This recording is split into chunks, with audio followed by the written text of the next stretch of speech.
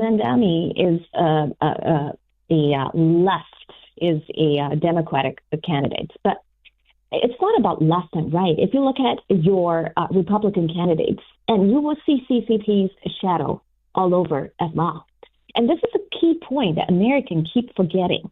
Okay, why are you fighting your own internal pendulum in terms of both left and right?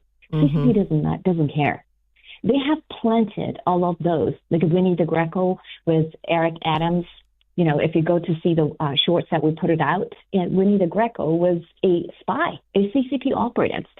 And she has been, in the past decade or so, influenced state-level politicians, not just the mayor in New York City, but also those attorney generals, like state senators and state legislators. She has been all over the place. She has organized trips to China multiple times. She was under a banner of economic and cultural exchange.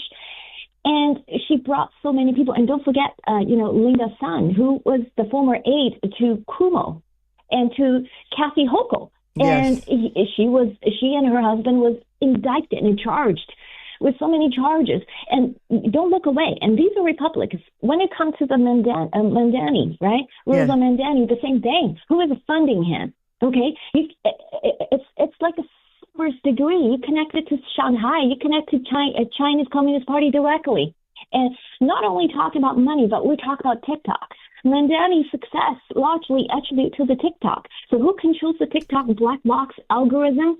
To boosting something and to support something, that's the Chinese Communist Party. Which is why we should not have, the fact that we've allowed TikTok to remain in this country is obscene.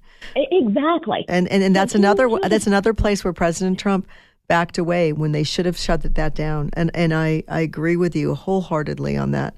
And it's not just him. I think that there needs to be an understanding that just because people like something and it might be unpopular, to do something, this isn't just about popularity. This is about safety. This is about what is in the best interest of the American people. Yeah. And the CCP looks like is backing one candidate, but no, they want to own the horse track. Okay, they want to own the whole thing. That is why they That's great. That's a great analogy. Good. I like it. Because people don't understand. So let me put this way for you, okay? Yeah. So a lot of Americans understand Iran is a rogue regime, okay? They understand Venezuela, Maduro is a rogue regime, and they understand North Korea is a rogue regime, but you don't understand. And I can tell you, the CCP's GDP is 660 times of North Korea, and CCP's GDP is 130 times of Venezuela, and CCP's GDP is 40 times of Iran. Times that those rogue regimes, 660 times, populated around the world, and only control all the way to 5 families, faction families. Guess what would they do to the world? And they have those huge, massive amounts of resources. If you have 660 North Korea around the world, you have 130 Venezuela regime around the world, you have 40 Iranian regime in the world, what would they do to the democracy and to every people's life? You tell me. And they're doing it for 4-5 decades, every single day, chip by chip, bit by bit, and backroom by backroom, and vote by vote, and taking your freedom away. And they're still doing it. Yes, and you're supporting. Yeah, and we're helping. We're helping. You're helping because exactly. If the friends of this regime, the Chinese Communist Party, will be automatically equal to the enemy of the Chinese people. Period. Yeah, it is. There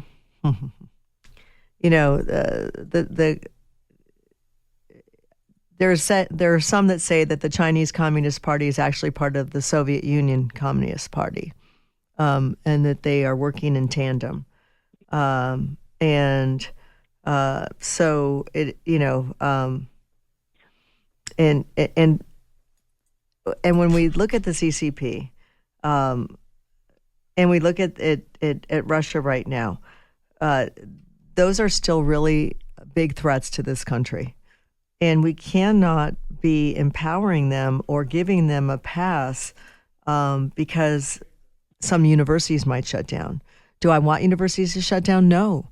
But I think Marjorie Taylor Greene makes a very valid point that if they can't exist without foreign students, then they're not serving the needs in our country of education. We didn't create, it's good to bring in outside influences.